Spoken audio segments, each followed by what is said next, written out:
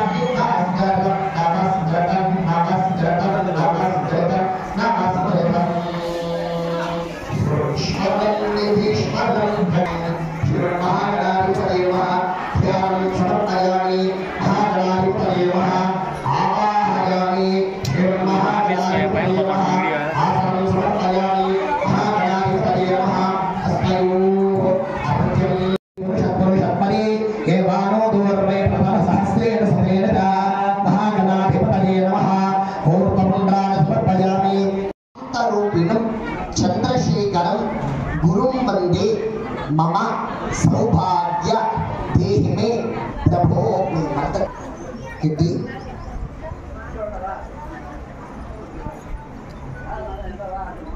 సాతో సాతో మహిష్మంధాదేవ మహాంతసీ ఆచమ్య ప్రాణానాచమ్య చూడండి స్వరూపాయ